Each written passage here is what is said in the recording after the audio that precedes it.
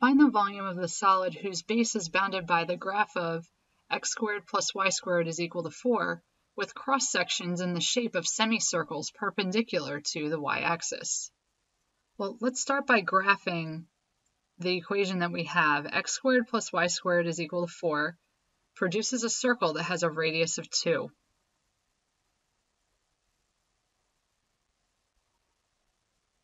As we can see here. And then the cross sections are going to be semicircles perpendicular to the y-axis. So two-dimensionally, they will look something like this. They'll just be little lines going horizontally. If we look at it three-dimensionally, it will look something like this. Here's our little semicircles that we have going across our graph from -2 up to +2. Now, since the semicircles are perpendicular to the y-axis, we need to take our original equation and we need to solve it for x, or in other words, put it in terms of y.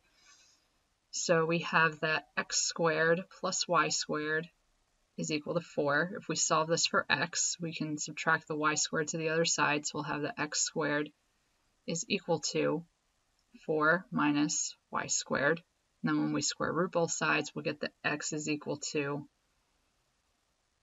plus or minus the square root of 4 minus y squared. And now the area of a semicircle is equal to 1/2 pi times its radius squared. Well,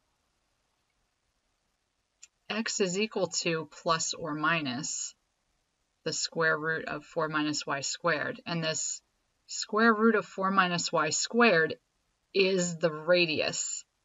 So we could also say is equal to r.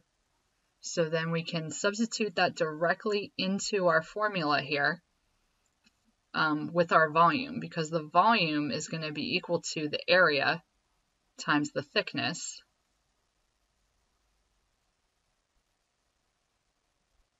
So that's going to be 1/2 pi r squared, and the thickness is dy because it's going horizontally here. So we can integrate this, and it's going to be from -2 to 2, and let's rewrite it and substitute in our expression in terms of y. So that's going to be the integral from -2 to 2. And again, we get that from the lower and upper bounds along the y-axis. And we can take the 1/2 pi or pi over 2 and pull it out because it's just a coefficient.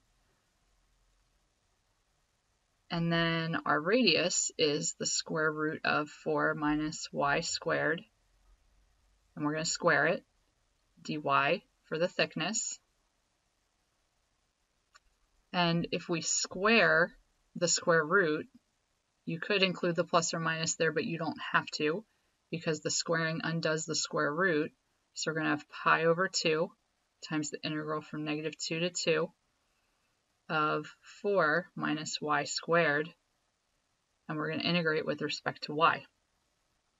So we're going to still have pi over 2 on the outside. And now we're going to have 4y minus y to the third over 3. And we're going to evaluate this from -2 to 2.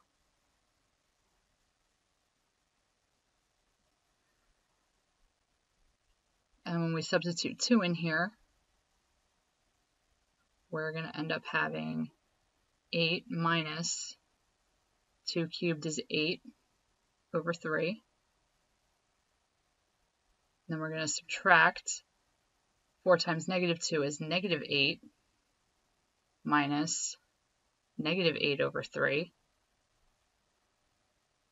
Well, these negatives cancel out, and then if we distribute this negative through to both terms, we'll end up having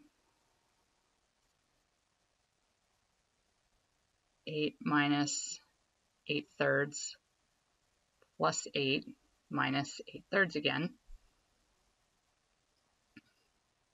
So that's going to end up being pi over 2 times 16, because these two we can combine together, minus 16 thirds. And that's going to be 48 thirds minus 16 thirds. And we still have a pi over 2 sitting out in front. So we're going to have pi over 2 times 32 thirds. And that simplifies to 16 pi over 3. And since pi is a little more than 3, we're going to look for 16 and change. And if you do evaluate it in a calculator, you are going to end up getting 16 and about 755 thousandths, or answer choice C.